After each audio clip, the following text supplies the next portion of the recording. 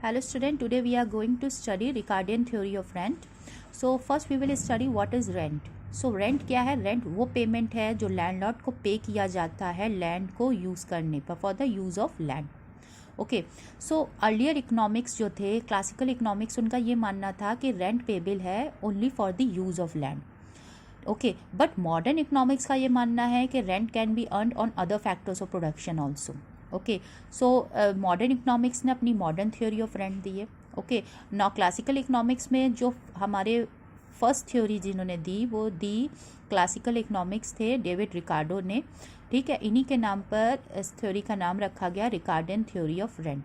ठीक है, he was a classical economics, इनका नाम था डेविड रिकार्डो. इन्होंने फर्स्ट थ्योरी रेंट की दी.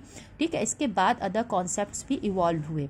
ठीक है, but Ricardo theory of rent has prominent place in economic literature. Okay, so Ricardo has assumed, Ricardo का मानना क्या था कि रेंट पेबल है for the fertility of the soil of a piece of land. मतलब इन्होंने कहा कि रेंट जो है वो अराइज होता है due to fertility of the soil. ठीक है ना. अकॉर्डिंग टू डैट जो रेंट है वो अर्थ की प्रोड्यूस का वो पोर्शन है जो पेड हुआ है लैंडलॉर्ड को for the use of the land. ठीक है. ओके, सो इन दिस वे जो इन अकॉर्डिंग टू रिकार्डो जो पेमेंट लैंडलॉर्ड को हुआ है, ओनर को जो पेमेंट हुआ है for the use of the soil, ठीक है, that is the real rent. ठीक है, उसको रियल रेंट माना गया है, इन्होंने माना है. ठीक है, अकॉर्डिंग टू हिम जो लैंड के फर्टिलिटी ऑफ सॉइल है, ठीक है, due to the fertility of soil जो रेंट अराइज हुआ है, due to use of the land जो पेमेंट अराइज हुआ, उसको इन्होंने रियल रेंट माना है and not the whole amount. Because according to him जो होल अमाउंट है उसमें इंक्लूड होता है जो एक्सपेंडिचर किया लैंडलॉर्ड ने लैंड को. ठीक है, उसको यूज़फुल बनाने के लिए लैंड को जो उस पर एक्सपेंडिचर हुआ है, तो होल पेमेंट में वो भी इंक्लूड होता है. तो उन्होंने यहाँ पे रेंट के दो कॉन्सेप्ट दिए हैं. एक दिया इन्होंने ग्रॉस रेंट और एक दिया है प्योर रेंट, जिसको इन्होंने इकोनॉमिक रेंट कहा है. प्योर रेंट को इन्होंने इकोनॉमिक रेंट कहा है. तो what is gross rent? Gross rent में according to Ricardo gross rent में जो हमारा लैंडलॉर्ड है उसका एक्सपेंडिचर भी इन्वॉल्व होता है, जो एक्सपेंडिचर वो करता है लैंड को यूज़फुल बनाने में. ठीक है, तो वो पूरा पेमेंट जो मिलता है उसमें वो ग्रॉस रेंट जो होता है उसमें हमारा एक्सपेंडिचर भी इन्वॉल्व होता है लैंडलॉर्ड का. ठीक है, तो जब वो ग्रॉस रेंट से वो एक्सपेंडिचर हम डिडक्ट कर देते हैं तब हमें मिल जाता है प्योर रेंट और इकोनॉमिक रेंट. तो अकॉर्डिंग टू रिकार्डो ये जो सेकेंड टाइप ऑफ पेमेंट है जो प्योर रेंट है, ठीक है, उसको वही जो है पेमेंट है वो that is purely for the fertility of soil, वो है due to the use of the land. And इसी पेमेंट को इन्होंने कहा है कि प्योर रेंट मानना चाहिए. That payment should be considered as pure rent. तो यहाँ पे इन्होंने कहा ग्रॉस रेंट में से जब हम एक्सपेंडिचर लेस कर देंगे जो लैंडलॉर्ड ने इनकर्ड किए हैं for making the land useful, तो उस एक्सपेंडिचर को जब हम ग्रॉस रेंट से माइनस कर देंगे तब हमें प्योर रेंट और इकोनॉमिक रेंट मिल जाएगा. एंड दिस इसी को इन्होंने कहा है that should be considered as pure rent. ठीक है, ये अराइज हुआ है due to the fertility of soil और due to the use of land. तो इसी को इन्होंने कहा है इसको प्योर रेंट माना जाएगा. ओके, ही फर्दर सेड कि रेंट जो है वो रेसिडुअल अमाउंट है जो बचता है आखिर में after payment of other factors of production. मतलब अदर फैक्टर्स ऑफ प्रोडक्शन को पेमेंट होने के बाद जो बचता है उसको इन्होंने कहा है वो रेसिडुअल अमाउंट होता है. वही रेसिडुअल अमाउंट को इन्होंने रेंट माना है. ठीक है, और इन्होंने कहा डैट इज ये रेसिडुअल अमाउंट है, that's why it belongs to the landlord, ये लैंडलॉर्ड को मिलना चाहिए. ठीक है, और दैट्स वाई इन्होंने कहा in this way Ricardo considered rent to be only a residual payment. ये इन्होंने कहा रेसिडुअल पेमेंट है. एजम्पशंस क्या थे रिकार्डो थ्योरी ऑफ रेंट के? फर्स्ट एजम्पशन है कि रेंट जो होता है वो एक्रू होता है ओनली ऑन लैंड. ठीक है, and not on other factors of production. Rent जो है इन्होंने कहा डैट इज एक्रू जो होता है वो सिर्फ लैंड पर होता है, अदर फैक्टर्स ऑफ प्रोडक्शन पे नहीं होता है. ठीक है, सेकेंड इन्होंने कहा rent accrues due to fertility of the soil which is original and indestructible. इन्होंने कहा जो रेंट है वो अराइज होता है सॉइल की फर्टिलिटी की वजह से। सॉइल में फर्टिलिटी नहीं होगी तो रेंट भी अराइज नहीं होगा, ठीक है। नेक्स्ट इन्होंने कहा मोस्ट फर्टाइल लैंड जो है वो फर्स्ट यूज़ होगा और जो लेस फर्टाइल लैंड है वो उसके बाद यूज़ होगा, ठीक है। मतलब इन्होंने कहा कि फर्टाइल लैंड का पे पहले कल्टिवेशन होगा एंड देन आफ्टर दैट हम लेस फर्टाइल लैंड पे जाएंगे। There is always a marginal land, ठीक है। यहाँ पे मार्जिनल लैंड का इन्होंने कॉन्सेप्ट दिया जिसपे कोई रेंट अर्न नहीं होगा, ठीक है, बिकॉज इसमें फर्टिलिटी नहीं है। इन्होंने कहा रेंट अराइज होता है due to fertility of soil. Marginal land जो है वो उसमें फर्टिलिटी नहीं मानी है ना। It is also a long term concept like other concept of classical economics. ये इनका लॉन्ग टर्म कॉन्सेप्ट है, ठीक है। ये हमारे 5 एग्जेम्पशंस हैं जिस पे इनकी थ्योरी बेस्ड कर रही है, ठीक है ना। अकॉर्डिंग टू रिकार्डो लैंड को रिकार्डो के अकॉर्डिंग लैंड को हम डिवाइड कर सकते हैं सर्वल कैटेगरीज में। कैटेगरीज किस बेस पर? On the basis of the grade of land, मतलब ग्रेड्स ऑफ लैंड। मतलब जो इन्होंने कहा जो फर्टाइल जो बेस्ट क्वालिटी लैंड होगी उसको इन्होंने फर्स्ट ग्रेड दिया, ठीक है ना। एंड देन आफ्टर दैट जैसे जैसे फर्टिलिटी कम होती जाएगी वैसे वैसे ग्रेड्स दिए, ठीक है। सो यहाँ पे ये प्रोसेस जो continue mankind in according to him will first use the best quality land. इन्होंने ग्रेड्स ऑफ लैंड दे दिए तो बेस्ट क्वालिटी की जो लैंड होगी उसको फर्स्ट यूज़ करेगा मैनकाइंड एंड देन वो मूव करेगा lower quality grades of land में, ठीक है ना। ये प्रोसेस कब तक कंटिन्यू करेगा? जब तक जो उस पर रेवेन्यू रिसीव्ड हुआ है वो कॉस्ट के बराबर ना हो जाए, ठीक है। ये प्रोसेस जब तक कंटिन्यू होगा, ठीक है। और जब रेवेन्यू कॉस्ट के बराबर हो जाएगा तो कोई रेसिडुअल अमाउंट नहीं बचेगा।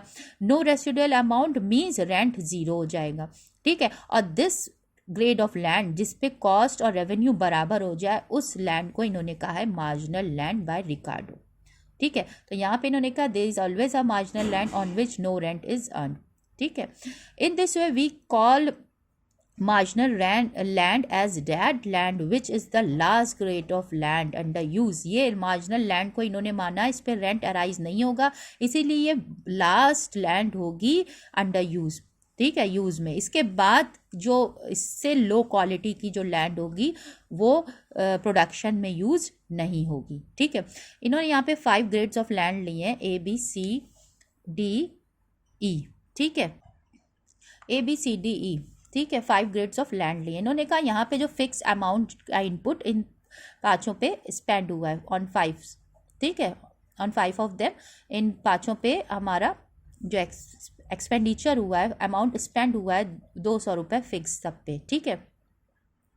नाउ वैल्यू ऑफ आउटपुट जो है इससे जो आउटपुट अराइज हुआ, ठीक है, वो है 500, 400, 300, 200, 100। तो high quality best quality of land इसमें कौन सी है? ए है, जिसमें आउटपुट सबसे ज़्यादा अराइज हुआ है, ठीक है। तो फर्स्ट इस पे कल्टिवेशन होगा, इसको मैनकाइंड यूज़ करेगा, फिर इसको यूज़ करेगा, फिर इसको यूज़ करेगा, फिर इसको यूज़ करेगा, ठीक है ना। ओके, एंड इसके बाद वाला जो है ये मार्जिनल लैंड इसमें डी है, ठीक है।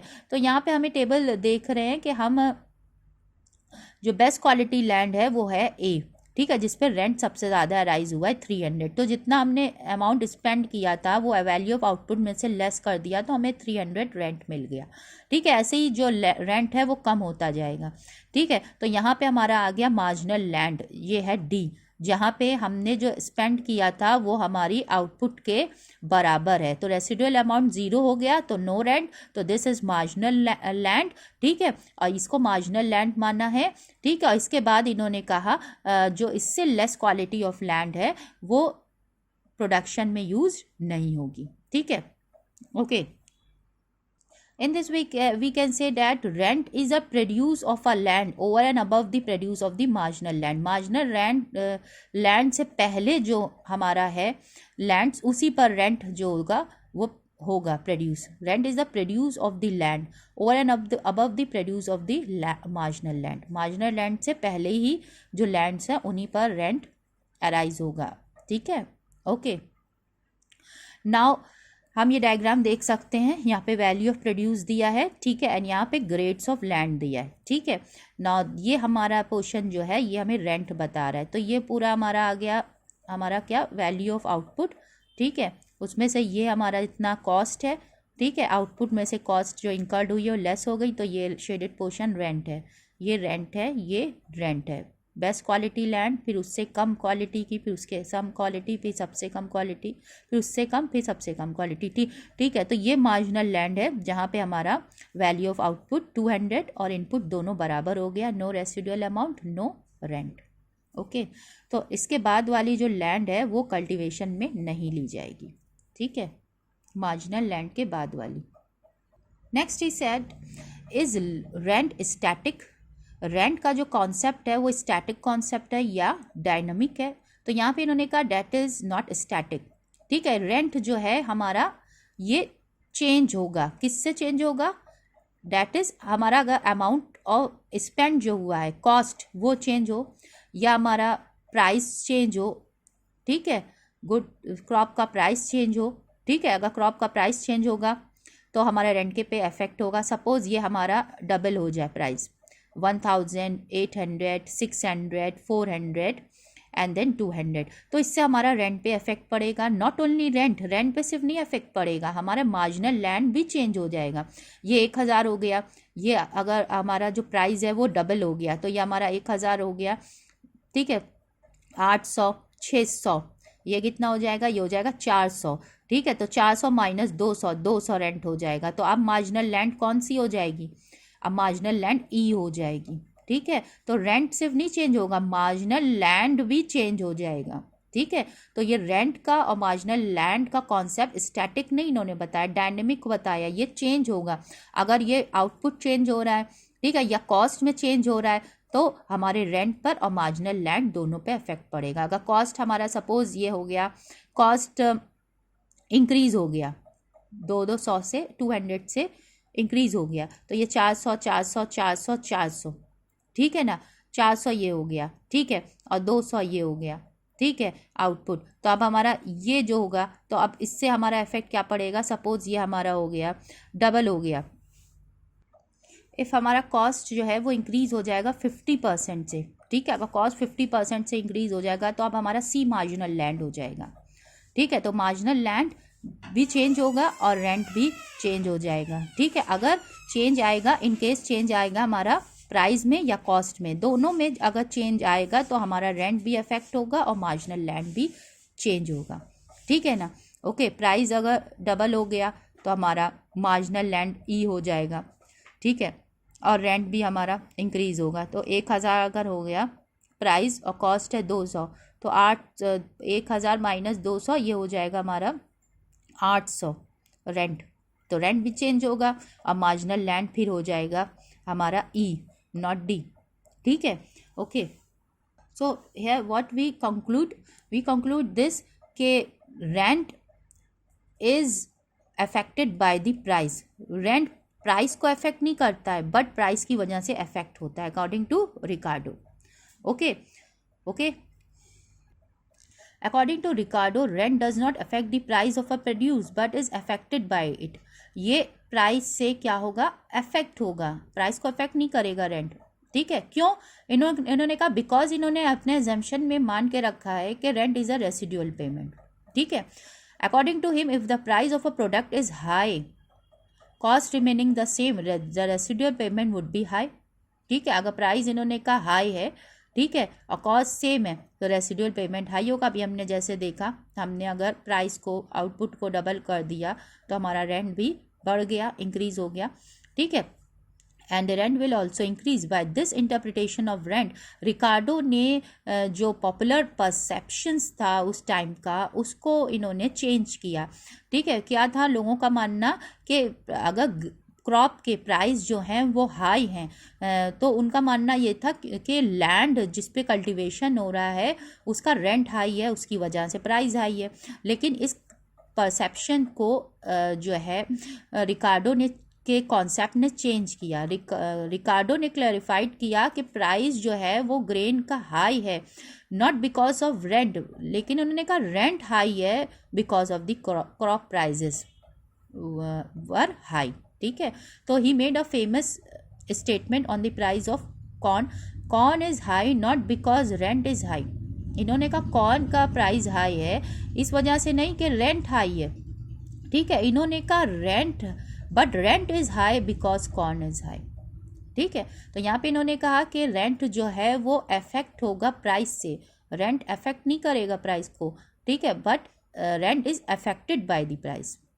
ठीक है, अकॉर्डिंग टू रिकार्डो, ठीक है, rent arises out of the original and indestructible power of the soil and no human effort has been exerted on it। ठीक है, कोई ह्यूमन एफर्ट एक्सर्ट नहीं होगा, रेंट अराइज होगा due to fertility of the soil that is indestructible.